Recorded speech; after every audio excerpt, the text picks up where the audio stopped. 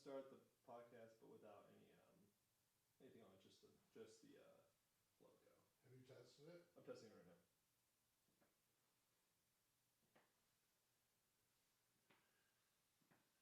Cool, right there. It works. Yes, sir. Yep. Just doing that right now to make sure it works. That's all. Oh, cool.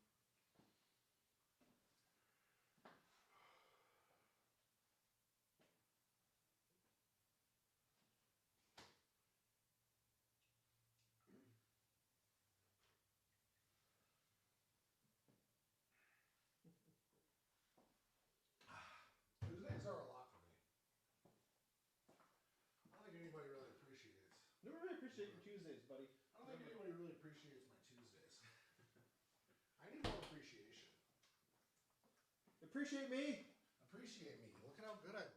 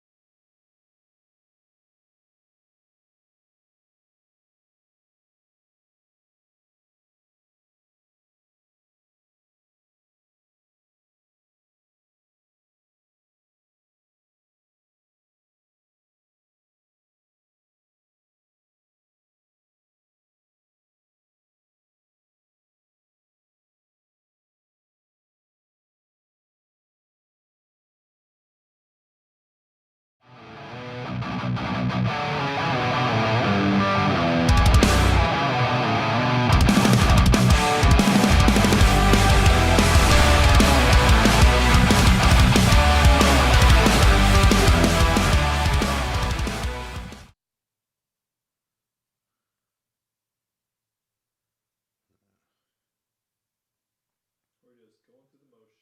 All right, again, we'll get on the live soon. On here? Of course you know this, man. And then just all right, get yeah. You're Like good. scooting a little over more? Oh no, you can't. Your legs won't even fit.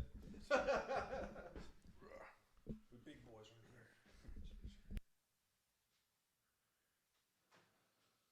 Not bad though, huh? Like a Oh, this little is sleep. badass. Yes. Matt used to live here. That's how we got the place. Matt did? Yeah. And then he moved to a little bit more Pacific towards City, yeah. Thinking about this morning, you know, a lot of people look at my life. Oh, shit. This mic will be close up on, so if you want to lean in, are you comfortable there? That's fine. Okay. Yeah, Can this you is hear cool. yourself pretty well? Check 1, 2. Oh, I can't hear myself. You can't? No. Oh yeah, exactly. I'm not broadcasting yet. Check 1, 2. Yeah, I can hear myself now. Fuck. It's a good album, dude. It's a good album. It's a real good album. It is. You know, Jake was being a fucking hater at first. He's gotta always be like, he's gotta always like have his little. Well, you freaking surrogate it, dude. You just jumped them all. We could just like. Oh, I'm talking about the Ghost Inside album. I'm not talking about Sergei Korlov. They just got a new album out? Yeah. Nice. It's really good. That's cool. It's really good. Same with Comeback Kid too. Sometimes we'll just go off and start talking about music. Like, you know what I mean? Like, it just, wherever we go, we go. Okay. Fuck. For sure. You know, we might, oh, yeah, anyways. We might rip on Steve for a minute. Like, Nope, you know? no. I don't do that anymore. We try not to rip on Steve anymore. We definitely don't rip on Jake. He's Oh, God, no. soft. Talk about Oh, he his gets pissed? Oh, he shit. is soft. He is a He is a soft. Jeez, get in your position. Can I get the microphone where you're going to be comfortable at? Yeah, buddy. Yeah, buddy. Mr. 100K. Coaching, cocks, balls. Yeah, sounds good. Sounds really good.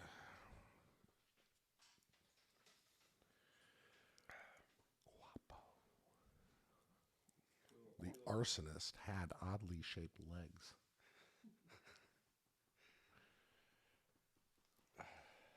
Oh, Mine came off. I turned it off. Oh, there you go. I hate that. It sounds makes my ears pop.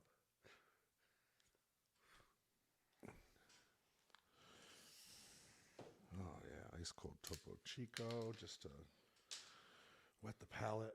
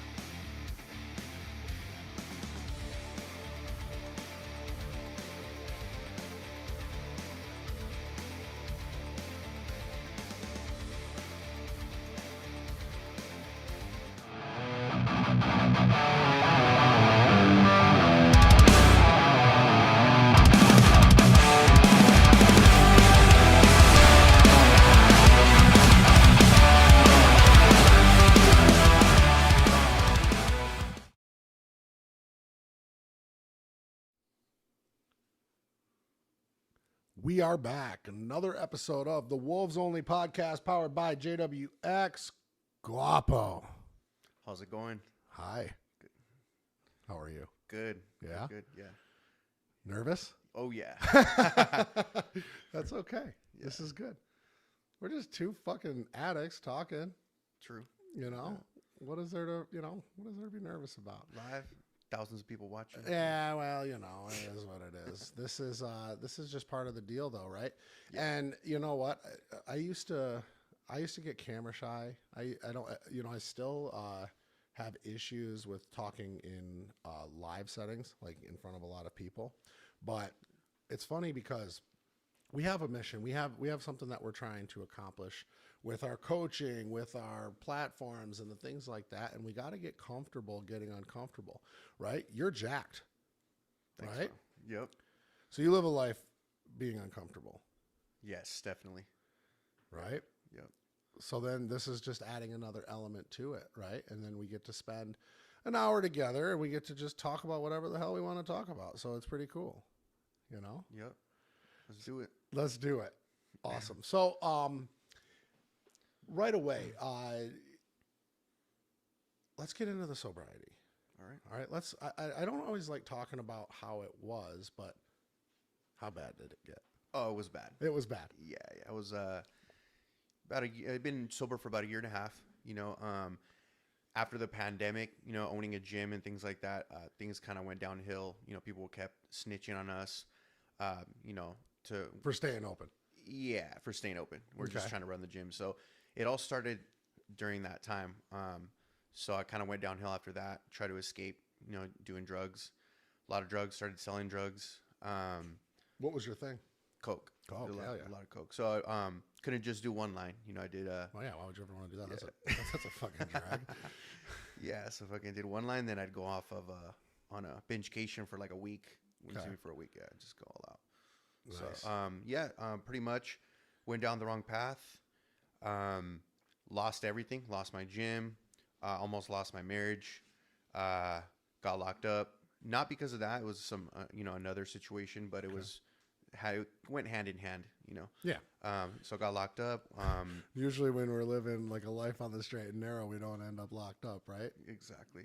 Yeah. It's funny because anytime I ever got locked up or anytime I ever had, I was in trouble, I would, anything, it would be my luck or it would be a isolated circumstance. And I was like, no, man, you were fucked up. Yeah.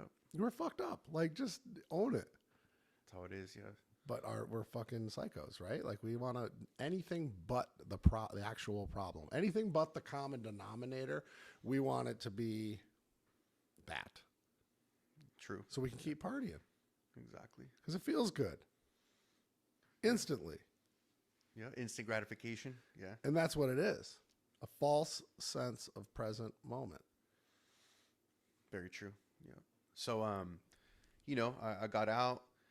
Went to a rehab center, and that's where my whole life changed for the better. I got retrained how to just live a better life without having to escape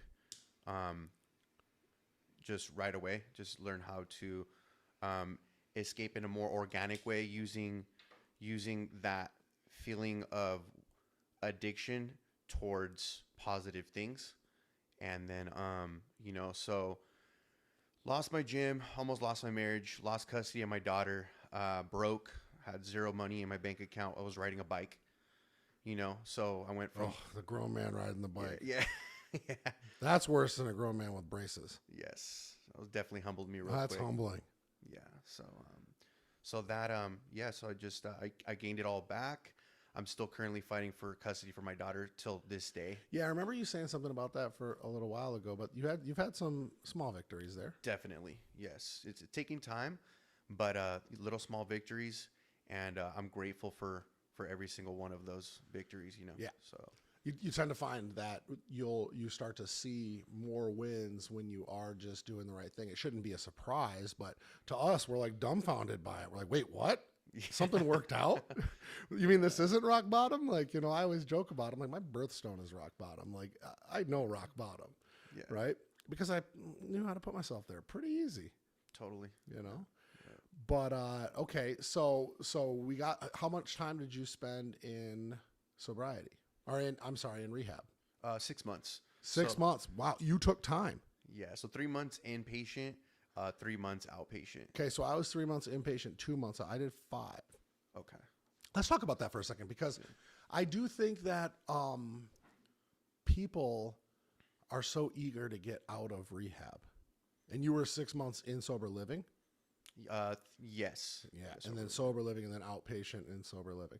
So yeah, I think a lot of times people are like, if you're gonna go, and you've only been once, Only gone once. me too, but we're thriving in sobriety, and you hear about these guys that go and they'll take 1 month, maybe 2, even 3 sometimes isn't enough. It's like, get it done right the first time, because your first month you're gonna spend there adjusting.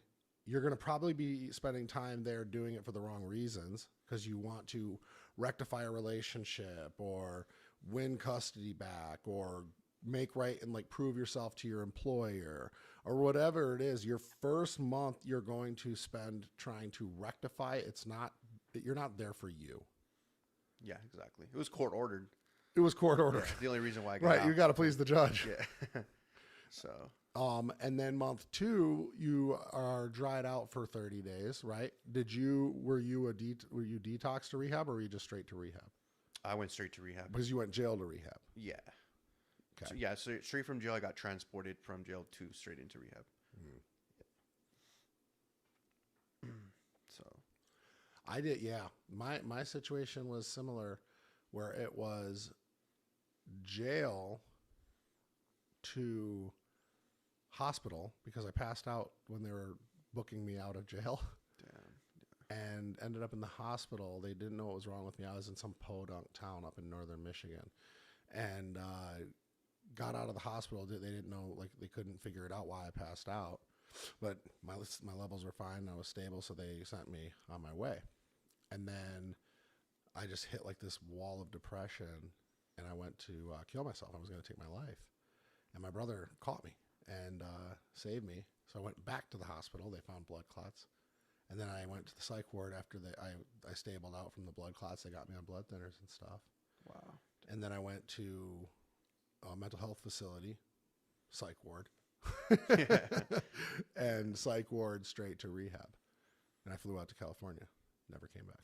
Wow. But yeah, no, I didn't go through detox. The drugs I was addicted to, you really didn't detox from at the time. Yeah.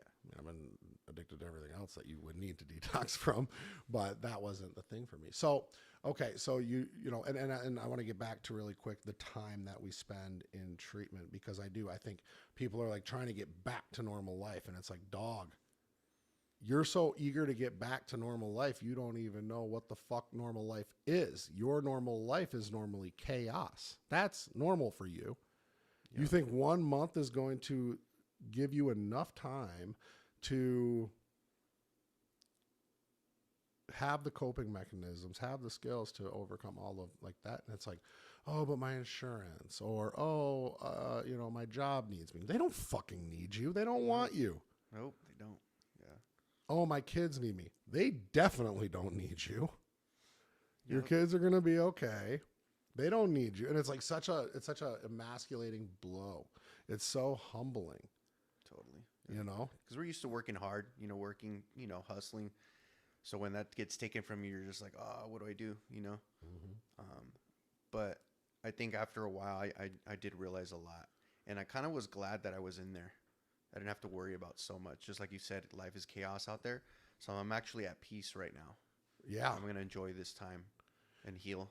That's exactly right. I had to look at it that way too. Once it was like, okay, I got a cat that's 10 years younger than me, driving around in a piece of shit van. It's it is very humbling. But then it was like, okay, well, I have this time to focus on me. And I'm sure that's exactly the piece that you felt, where it was like, wait a second, I don't got to clock in. Yeah. Wait a second, I don't have to worry about bills. I don't have to worry about anything. I can literally just focus on me. I think people that aren't addicts should go to rehab once in a while. So true. And give themselves a little bit of a reset, man. Big time. I agree. Yeah. Okay. So When you came out though, like, let's talk about the pink cloud. When you're sober, everything's better. Yep. Sober, everything's better. Everything. Well, there's so many examples, but when I don't have to escape anymore and I can literally just channel all that fire that I have inside of me towards the right things, everything just flourishes. It does. It's just amazing. Yeah. But to anybody that's going through this, even if they're not even going to rehab, but they're newly sober, and it's like, yeah, everything does seem better. Eventually, regular life is going to kick back in, right? Yeah. A lot of times it's after 6 months. Sometimes it's after a year.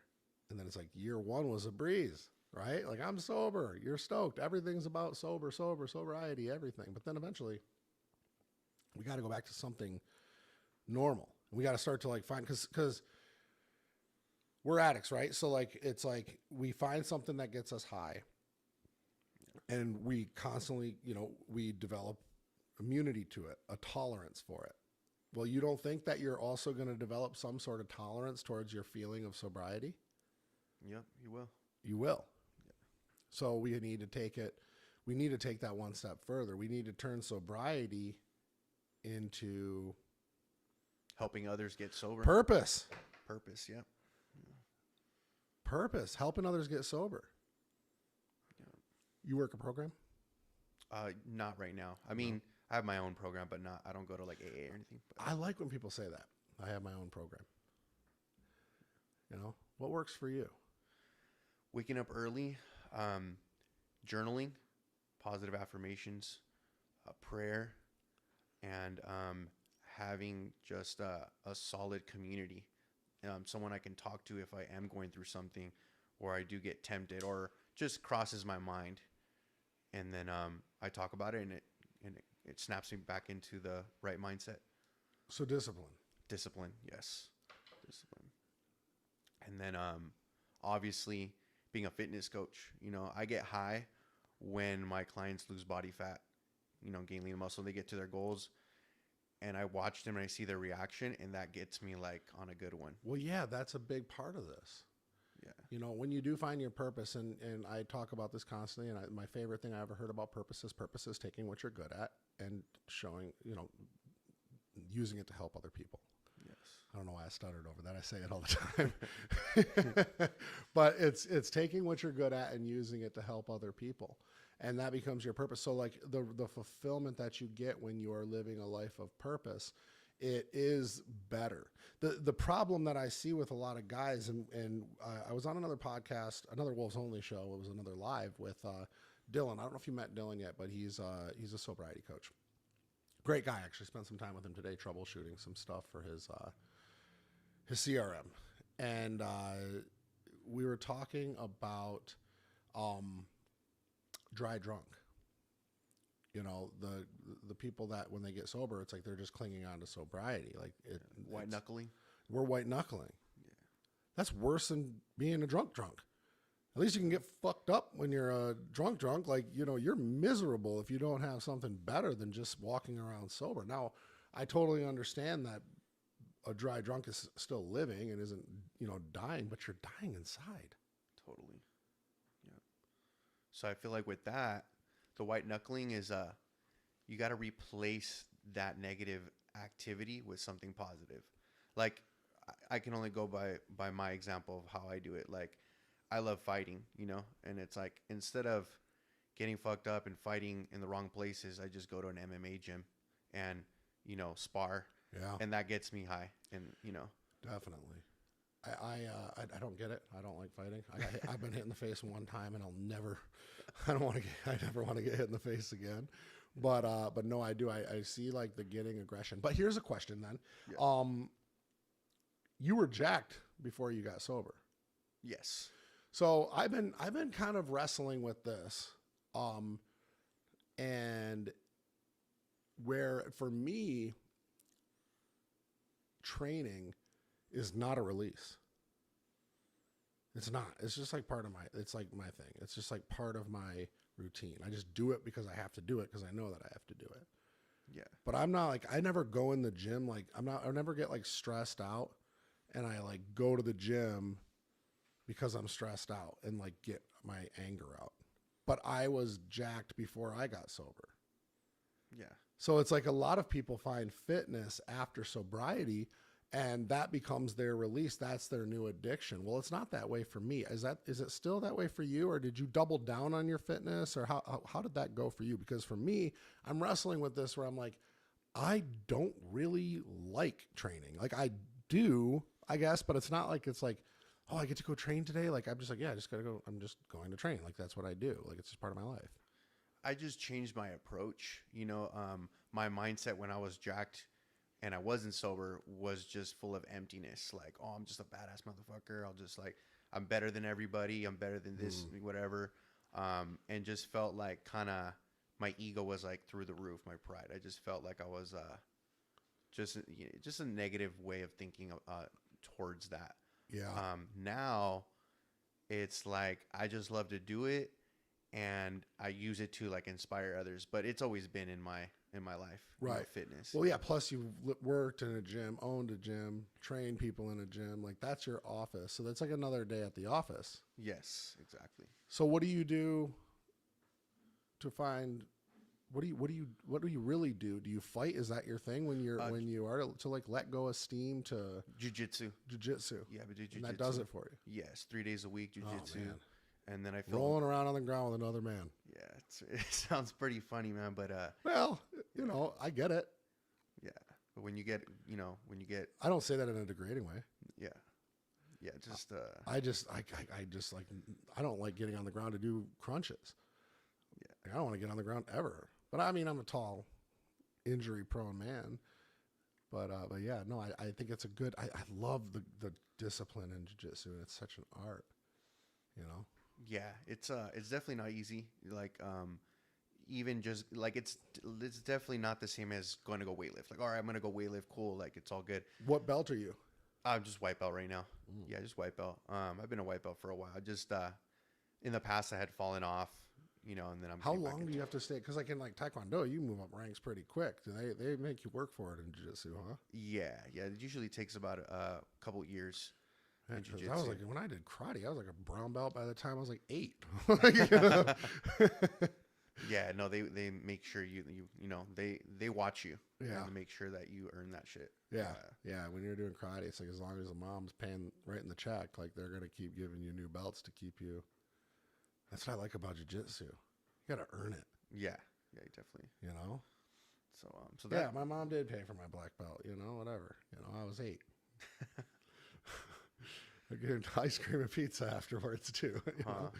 Oh, yeah, no, it's definitely different.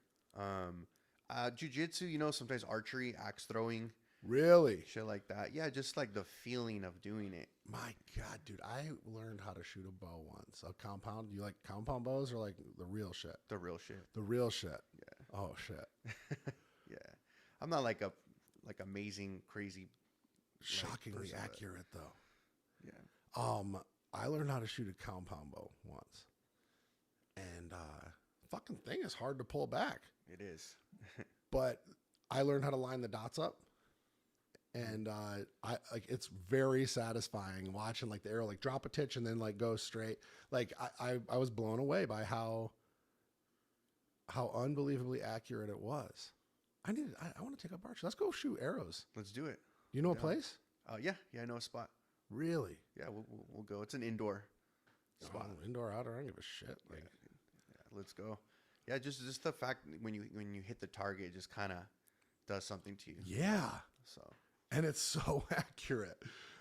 Yeah. Like I felt like I was like, I have a little bit of Native American in me, so I was like, this is it. Like I'm like, but then I thought back, I'm like, well, I had like a little sight, and they didn't have that. They had like a stick and a string, like, and another stick. That was about it, But I felt like, I was channeling my inner native.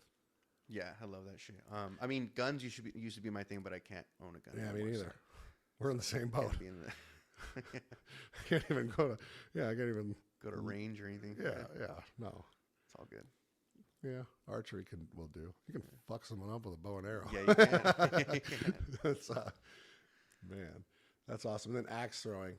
Yeah, I've done it a handful of times. I get nothing out of it, but it's cool as hell when people know how to do it. Can you do like the one flip? It's only supposed to flip one time, right? Yeah, one flip. I can go underhand. I just mess around, dude. I'm just like, I like filming it, so it looks cool. It looks so cool. Yeah. No, it is. That's satisfying too when you do get it to stick. But when I do it, it's like I'd force it, and they're like, "Don't force it." I'm like, "Oh no," Too much muscle, just fucking raw. Yeah. Nah, but I need some hobbies. yeah, those Steve help just me. laughed at me. Steve went kayaking the other day. I was like, I'd love to see Steve on a did he? kayak. Yeah. Nice, Steve. That's cool. He lived to tell the story.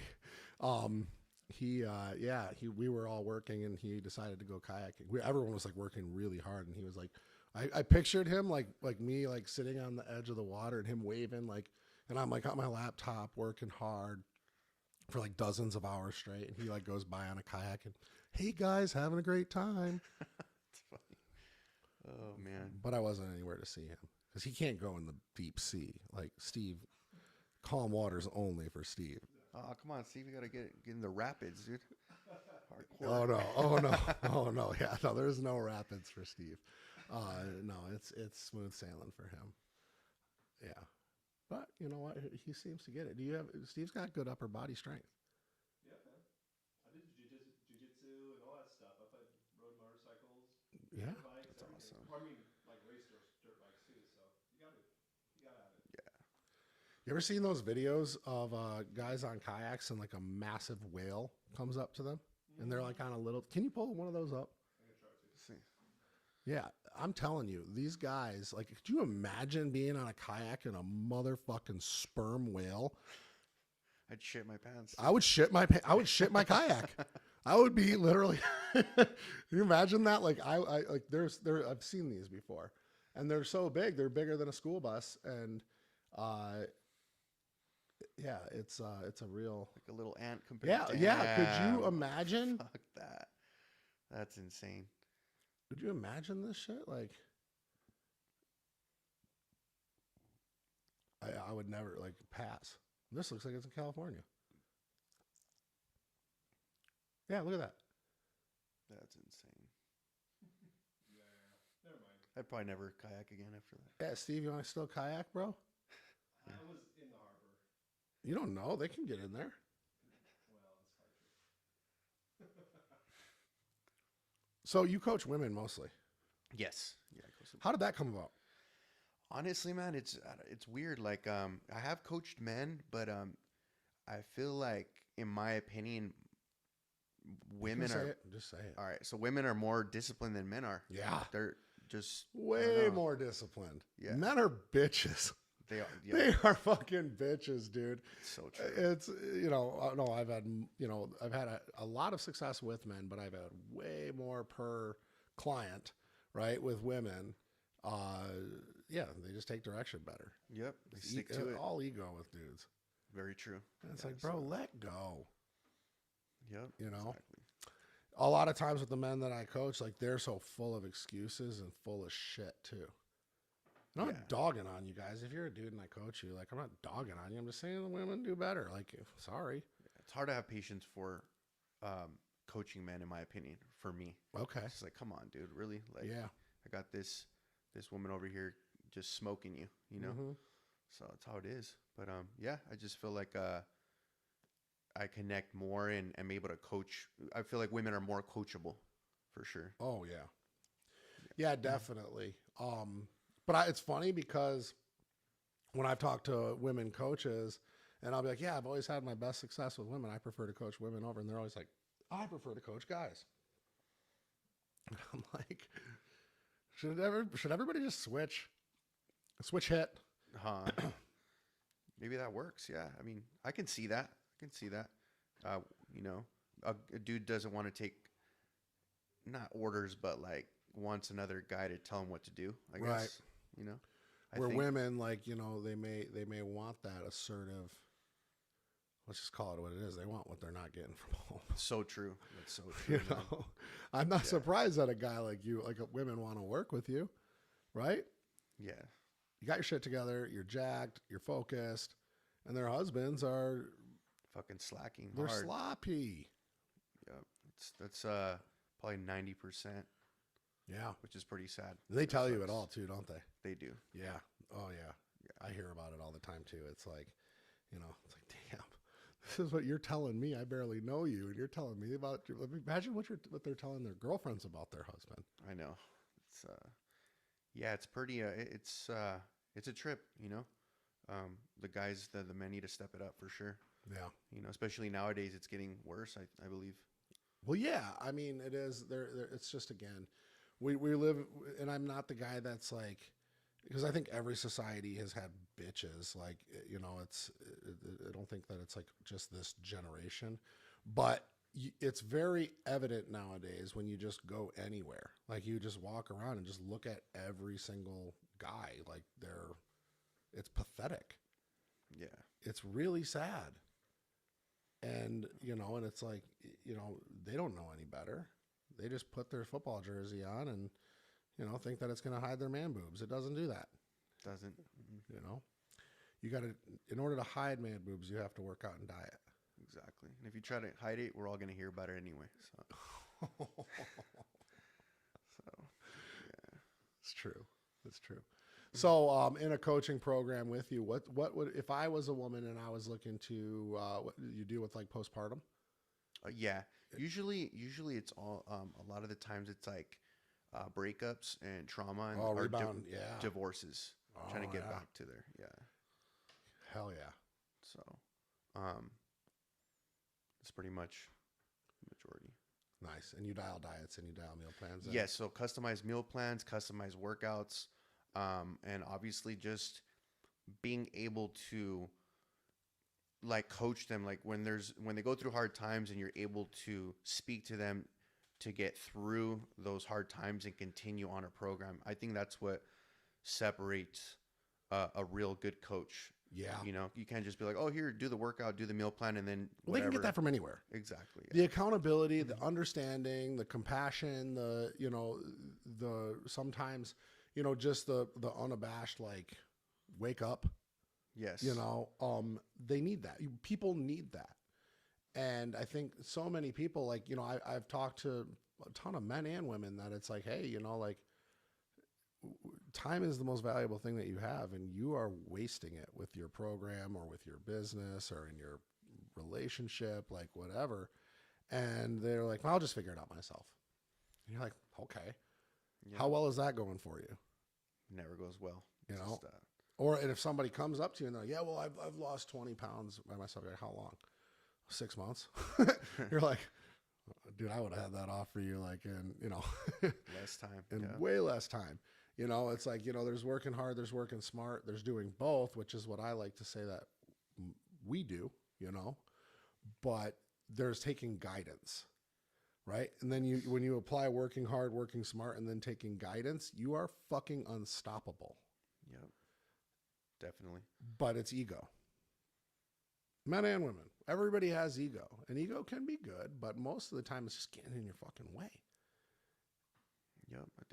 I think everyone's experienced that. It's happened to me too, like in the past, my ego. But like, I think everybody needs a mentor and a coach. Just like, I got into JWX. It's just I needed coaching to help me get through my things, my business, And lately it's been a lot of you and me, or a little more of you and me, and getting into your head. Yes.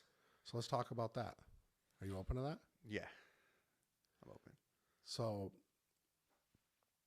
I see greatness for you. I see a lot of myself in you, right? And I'm not acting like I'm some sort of guru in life and stuff like that. I'm just getting my shit figured out too. But I constantly am like pushing at you and kind of like prying at you because I know that what you're capable of, and I know how talented you are, and I don't want this podcast just to be like me, like saying nice things, but you're great. But there's a but you tend to like, again, it's not your ego, it's your fear. It's fear. Yeah. And I'm always trying to push you past that because we talk about burning the boats. Yeah, we did talk about that. It's scary. Yeah, it is. It's scary to burn the boats, especially when you know how much shit eating is going to happen. right? Yes. But I promise you it's worth it. It is. Especially when you are an addict. Yep. Because we are resilient. We are committed. But it is like when you back yourself into a corner, because right now you have like a comfortable situation. Yes. But that's a motherfucking killer. Right? Yep, I agree. So we need to, so what I wanted, and it's you and like, it's really like the two people that I've really been trying to break down is you and Dane Carter. And Dane, I'm challenging him in a different way. Yeah. Right? Like I'm getting in his head about his delivery and approach. With you, I'm getting in your head just about fucking burning the boats. Dane already burned the boats. You have a great delivery and approach. It's time to burn the boats. Yep. But I appreciate that a lot. Yeah. Right. Well, no, and again, you know, I want you to be happy and comfortable with your decision, but you have all the talent in the world and you know exactly what you're doing. Now we got to get over that one step of fear. You got sober, right? Yep. You got through all the bullshit, and you do tend to find this out. Guapo, things always tend to work out, right? Mm-hmm. As long as you're living day by day, like we're supposed to, like we have been taught since we step foot in a fucking sober living house. Yeah. We live one day at a time. We maximize that day and we start to stack as many, and I don't like the phrase stacking wins. But we do try to do as many progressive acts as we possibly can throughout.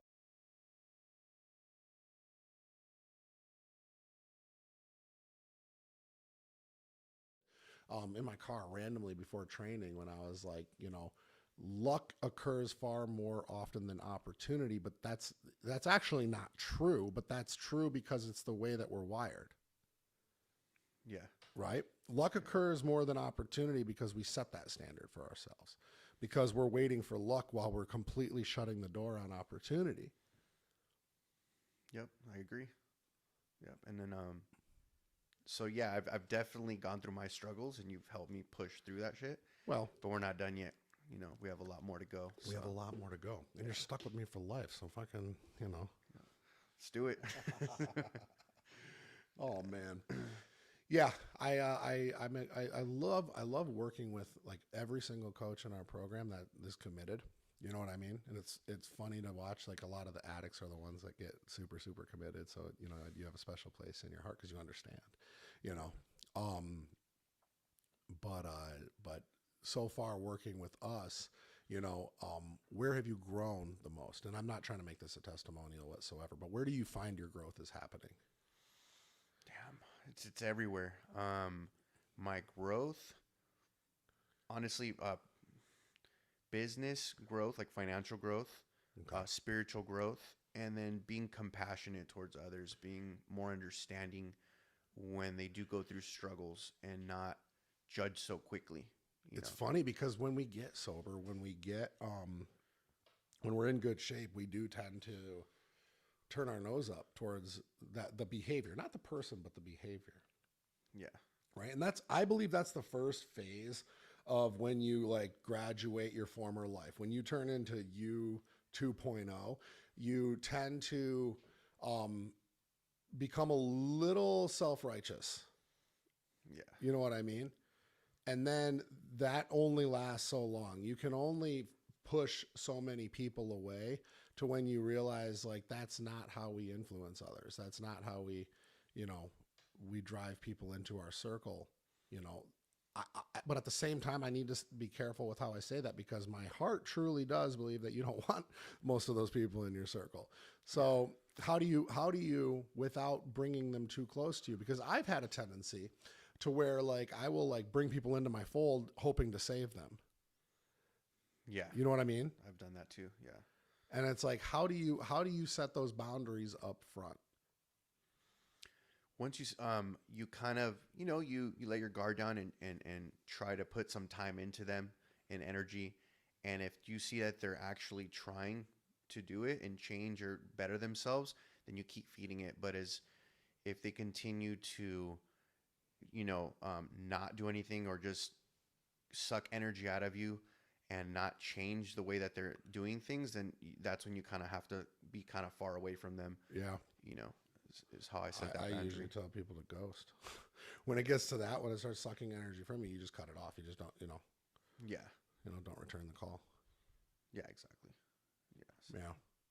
Yeah, because it's easy to be like Captain Save-A-Ho. Yeah, you you can't save them all. Right. Yeah. And having that discernment, I think, is all part of serenity, and what we strive for, right? Every day we're striving to find the present moment, which is why I really love podcasting. Because what the fuck else do we have to do right now? We're sitting here on cameras, like this is right here present. Our minds can't be floating right now, right? That's true. Yep. Because otherwise you're going to look like a total dickhead. Yeah. What? Huh? I was thinking about the game. Like, all right. Forces you to stay present. So, yeah, exactly. Podcasting is a great way to stay present. I can't do breath work. I think it's stupid, but if you guys do it, okay, it's great. But I'm not patient like that. So yeah, I found really that podcasting has really helped me stay present. I read a lot. You read a lot? Yes. Yeah, I do. You enjoy it? I love reading. I love reading it because there are things that I'm actually interested in. Yeah. What do you read most? Self-improvement books, philosophy. Okay. Yeah. So, you know what I used to be really into, I still am. And I'm not like a religious person whatsoever. What? I love Christian theology.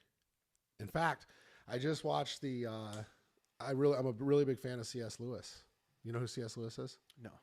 C.S. Lewis wrote The Chronicles of Narnia, Lion, the Witch, and the Wardrobe, and all of that. But he also wrote Mere Christianity, Screwtape Letters, and several other books. And before he was a fantasy author, and before he was even a spiritual author, he was a satire author. He wrote like comedy, like really dry comedy books. Oh, nice. Funny dude. But and very educated guy. But anyways, in his most recent film, it was with him and Sigmund Freud. So it wasn't with C.S. Lewis. C.S. Lewis has been dead for a long time. But it was C.S. Lewis also was boys with Tolkien, who wrote Lord of the Rings. Yes. So they were like basically like C.S. Lewis pretty much brought him up. But C.S. Lewis and Sigmund Freud, who was like a German like hardcore atheist, the two of them like basically spent time together. I never knew this, and they pretty much argued the whole movie. But I just thought it was cool to listen to other people's perspectives. You know what I mean? And in that type of situation, when you have two brilliant men that are basically going back and forth over just their own way of thinking. Their own way of thinking. Yeah. Yeah. It was really good. Yeah, I'm a Christian. Yeah. Sure, yeah. So I do include that in my journaling. Where to look up, for my journaling, I do look up a few Bible verses if I'm struggling with something, like fear, stress, or anger, things like that. Sure. So I'd kind of do that. But let's see here. Fucking scam calls. You get a lot of scam calls? I do. It's fucking like what? It's annoying. Yeah. Block them and they call you more. Through other numbers. People call me, hey, you willing to sell the property at blah, blah, blah, Main Street? And I'm like, wait, I own that? Actually, I lost the keys. Do you have the keys for me? I get a ton of those. It's like, what do they think? I'm fucking Grant Cardone over here? Like, I got all these properties. Like, who do you think I am? No, I'm not selling. But, so that was what was going on in my pocket. Shit, man. So, what's next? What is our goal? I want to scale my online business by like 100%. Okay. Yeah. I love it. Lofty. Yeah. That's lofty. Yeah. I think you should be easily at 25, 30 grand a month. Easily. Someone like you, Yeah. But again, like you have like these spurts of success, and then you take your foot off the throttle. Yeah, get comfortable. That's why I'm like, anytime you get on a call, win or lose, call me or text me, right? Yeah. Because like you have to and I've dealt with this with so many people in industry, where they're like, they do that. They'll have a win and then they'll be like, I can relax. No, you double the fuck down. You get a win. You double down. It's just like when in basketball. I'm not going to pretend to be a sports, fanatic, but they got to go on a run, right? Yep. The game's close. You got to go on a run. You got to keep the momentum going because it dies down and you don't know when it's going to kick back up again. So true. But the thing that it does for you when you do win or lose, when you get off a sales call, as long as you feel good about it, as long as you put everything into a sales call, you'll have a better swagger. You will have less desperation in the last one. If you win, that's great because you don't need the next one. You still do, right? You should still need it. But it's like, okay, I had a win, if I lose the next one. So you're not desperate. You don't have that that stinks. People smell that on you from a mile away. So when you have the win, you have your first win, then you go into your next one, you have a swagger, you're not desperate. And you already you have that muscle memory from your process of the one call, right? Yep. So hopefully you don't take a shortcut because a lot of times people do that. So you stick to your process, but you just are more confident with it, right? Yeah. And then honestly, that makes that next prospect so much fucking easier. Yeah, just like anything else. Right. Just like, this podcast, first time I'm doing it. Next podcast is going to be a little more easier, a little easier. It's all repetitions, man. Yeah. Yeah. So I'm going to handle it. You'll see. I'm going to get there. Yeah. Real soon. I'm telling you, when before and after you have a sales call, just text me. Right? Okay. Just text me. I will. I may tell you to kick ass. I may give you some insight. But then when you get off it, text me. I will. And then we're going to find another one. And we're just going to keep going. And all the other coaches, if you're watching this, that should be your process. Me, JT, Scotty, we're your biggest cheerleaders. So text us. You're never bothering me. None of these guys are ever bothering me. I think they're always thinking, they're like, oh my God, I'm gonna bother Justin. Fuck, what? Yeah, it's a trip. We have that image that, oh, you guys are really busy. You guys are doing, other things, but this is what you guys are here for. And you guys notice everything. Mm-hmm. There's 150 people on a meeting, on a call. And then you call me out. I'm like, oh shit. Yeah. He's watching me. Oh dude, I watch all those. I learned in a speaking class, Anderson Rapp. I always thought that was a cool name, but that was my professor. And kind of a weird dude, but he used to always tell us to look every single person in the eyes, or try, regardless of how big the crowd is, try to make it a point to acknowledge each person by looking them all in the eye. And I do that on Zooms. I scan each screen the whole entire time, and I look and I wait for somebody to drop their guard, and that's when I go right in. And I hope people are watching this right now that are like, fuck, he's done that to me before, because I'm looking. I am looking because I'm going to call you right out. And I think it's best too that we can work on the fly like that, right? We can be called out for a second and pop back into action. Keep us on our toes. Yeah. You got to stay on your toes. Yeah, that's good. I'm going to get on those calls and I'm going to say my shit regardless of anybody's paying attention. But it's I can give you the tools, I can give you the materials, I can give you the resources, and I can show you how to build the house. But if you're going to sit around and fucking look at all the shit, it's just going to be a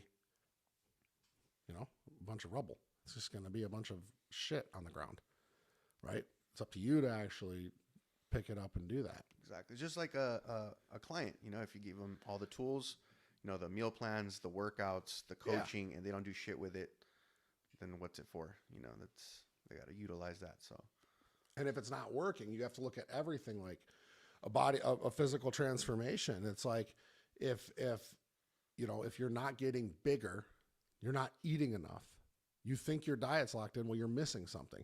If you're not getting leaner, you're eating too much. If you're not getting stronger, you are not training hard enough. Face it. There's not, and then, people are like, oh my God, well, it's my hormones and stuff like that. And then in the case of building a business, it's like, oh, well, my website doesn't look right. It's like, no, motherfucker, you're not doing the work. You're not doing the work. Face it. Yep. Quit blaming everything and everybody else and just do it. Yep. Self-awareness is a huge thing. It's a huge thing.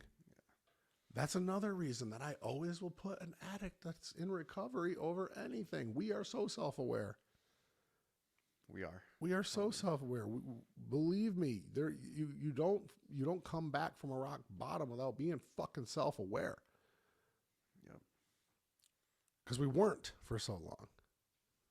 We didn't want to be. We were escaping. Yeah, it was just like, fuck. I want to be self-aware. I wanted to be high. Yeah. I wanted to be fucking loaded, man. Yep. That was all I thought about. How can I feel good right now? Yep. So if you want to feel good in the present moment, make someone else feel good in the present moment. Oh man, that's helped me out tremendously. Hasn't it? Yeah, I love that shit. Fucking love it. I'm like I'm addicted to that shit. It really does. That energy transfers so well. Yeah. Yeah, when I weighed one of my clients in, I mean, I've weighed a lot, but there's this one particular one. She's older, kind of negative mindset, but like to see her whole demeanor change and like almost tear up. She's like in her 60s, was like a huge thing for me. You know. Yeah, so like, a woman in her 60s, like with the hormones and the menopause and all the things that's going on, like, it's hard. Yeah, they're convinced it's never gonna happen. It's never gonna work. Well, yeah, it does. But it does work. It does work. But no, I know it is a battle. Weight loss is a battle. I lost over 100 pounds, in a very short amount of time. And that was that was before I wasn't, that was when I was natural. Damn. Yeah, I lost 100 pounds in 6 months. Natural. Then I wasn't natural. Who wants to be natural? Who wants to be natural? Oh. Yeah, the only people that care if you're natty or not, right? Or is it only natural people care if you're natty or not? Yeah, exactly. It's like only people without tattoos care if you have tattoos. So true. Yeah. I need to get more. Yeah, you went straight for the dome though. I did. Go straight to It's the- dope though. Thank you. The side of the dome. See, for me, I don't have the top head hair. Oh, you could still get the.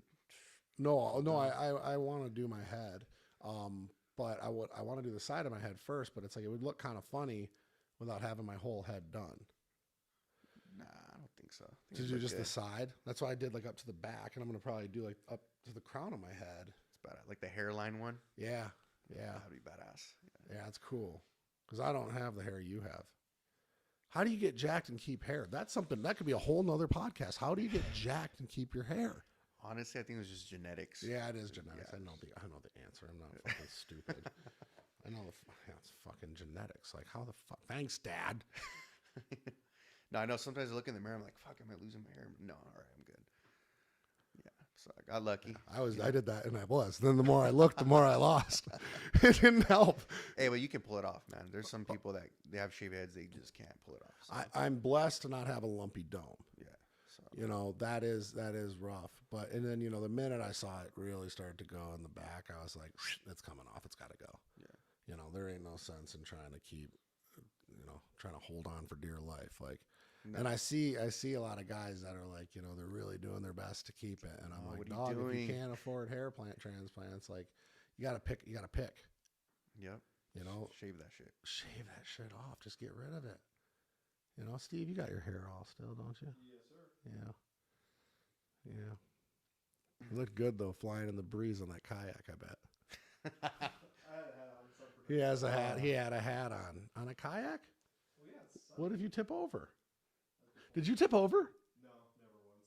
Never. My daughter fell asleep on it, and I had to keep rowing. Wait, was it a two-person? Yeah, 2-person.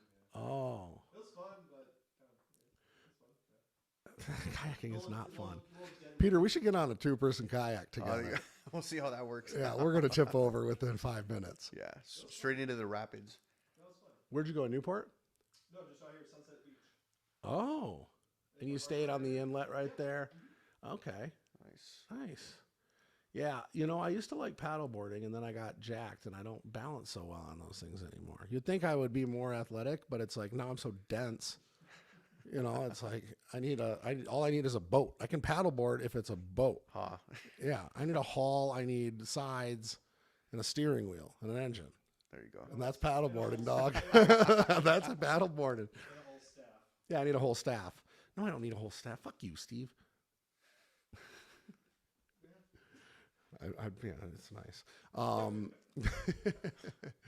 Any travel plans? What are you doing? Are you going anywhere?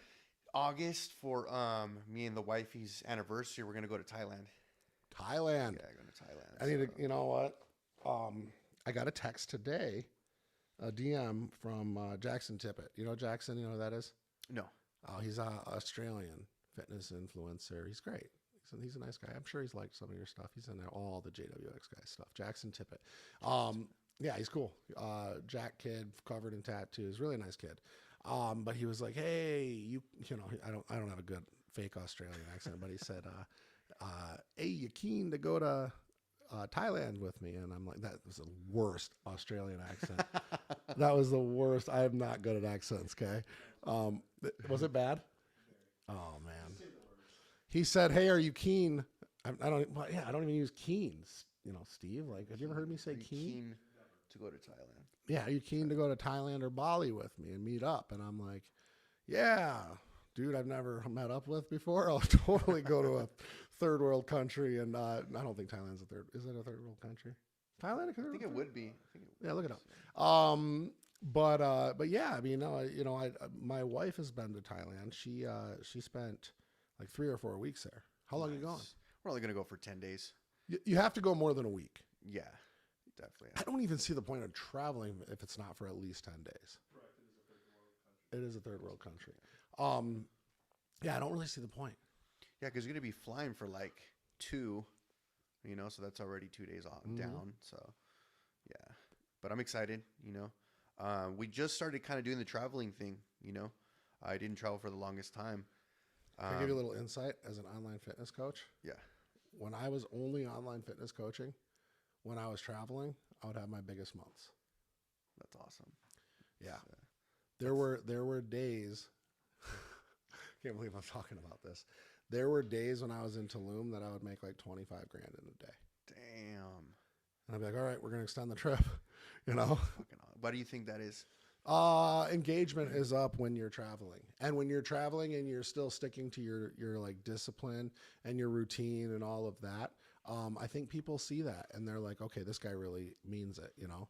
Yeah. So like when I was traveling, like I was still like, boom, right on my shit. You know, my push-ups in the morning, my meals, I would like talk about like all the stuff, training videos. You know, we were in Tulum, so all of our content was in the jungle gym.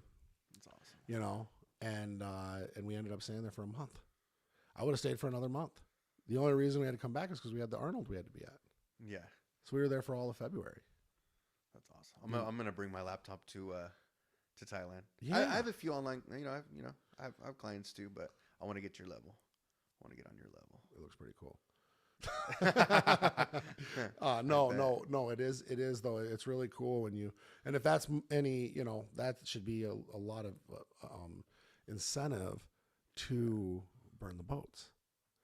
Like it's possible. Right now you're stuck in the gym, you know, and you have clientele and you have online clientele.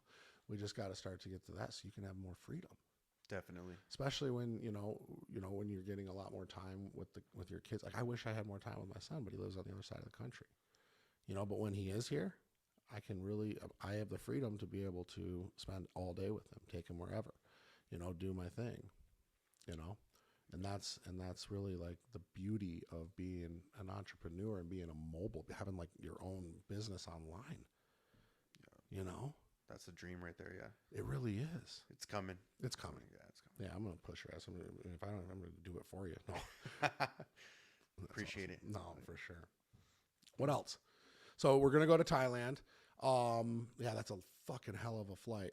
Are you guys, what are you guys flying out there? Are you like flying one of the big ones, like with the dope shit, or are you going to be crammed in the little seat? Probably like a regular seat, I think. Oh, man. Yeah, I know. Brutal. It's gonna be kind of brutal. Brutal. Yeah. So we'll see how that experience goes. You know, Right. hopefully it's not too bad, but we'll see. You can get up, stretch your legs. Walk around. Walk around. Yeah, man. Oh my God, that's brutal. Yeah, but if you've never been to Thailand before. Never. Never. No. Yeah. Yes. It looks beautiful. I've never been there before either. I've never been to any Pacific, Asian, whatever. I've never been out there. Yeah, I've never been anywhere. I mean, I've been to the Bahamas and shit like that back in the day, but nothing like that. So Bahamas are great. Just we're gonna make her out there. She wants to go to Bora Bora, is where she wants to go. nice. That's cool. Yeah, I've never been there either. But yeah, I mean, you know, it's just nowadays, like, yeah, I have the freedom to come and go and do that stuff. But nowadays, like, I'm so entrenched in every fucking project that we have going on. And the minute we start to start another project, another one gets piled on. Steve is like, he keeps me ripping. Yeah, he is like constant projects, this guy. I know you guys are fucking always on a good one. It is. It's like, you know, I can train, dude. I have the flexibility to train whenever I want, but I'm like, okay, if I try to train at 11, like, something is going to happen, and then I'm not going to be able to train. So I just have to go 5 o'clock. Like, when the gym opens, I'm one of the first people that walks in every day. But it's like, it's just crazy. And even when I'm in the gym training, it's like my phone is going off, and, like, you know, there is no me time. Yeah. Hard to feel alone when you have this type of network. Phone's always blowing up, dude. No, that's the best time to go is in the morning. Is it? I feel that it is. You know, testosterone levels are the highest. Yeah, testosterone levels are the highest. You get, I mean, somewhat of time to yourself, I guess, a little bit. But once it passes, like, I don't know, 8 o'clock, emails, texts, fucking DMs, all that shit. So, trainer eyes. Trainer eyes. Yeah. It's usually I'll field probably 30, 40 DMs while I'm training. 20. No one just calls. Yeah, me. No one just calls anymore. Yeah. I miss the call. Just call me. Yeah. I always answer. I kind of like the no calls. You're a no call. Text first? Yeah, text first. That's cool. What's up with that? I don't know. I'll just come to your house. No, I don't mind if you guys do. No, I'm saying in general. Like, yeah, I'll just come over. Hey, open up. Let myself in. Grab your milk. No, I'm kidding. I don't have time for that. Well, this is cool, man. This is really cool. Anything else? I think that's... If I'm a lady or a guy and I'm looking for Coach Guapo to coach me, what's the best way to reach out to you? Instagram. Coach Guapo Fit. No underscores or anything stupid like that? No, just straight. Awesome. Coach Guapo Fit, yeah. Guys, get rid of your underscores, okay? Get rid of your underscores. If you have a business and you think you look cool with underscores, just get rid of them. If you want to look cool, put your hat on backwards. Wear a bandana. Do something else to look cool, okay? Get rid of your underscores. You guys taught me that. I used to have an underscore. You used to have an underscore, didn't you? Took it out. You took it out. It's funny. I was on Hopeaholics podcast, and I said, I was talking. They were like, "Who do you think right now is the guy that like is just working the program the best?" And I was like, "Adam Sheridan." Right away. That was like, I don't know, 8 months ago. And I was like, "Adam Sheridan." You know, I was like, he's just a model client. You know what I mean? And they were like, well, "How would we find him on Instagram?" And I was like, Adam underscore. And then I was like, fuck, let me just see. And I pull my phone out, and I'm like, Adam underscore Sheridan underscore fitness.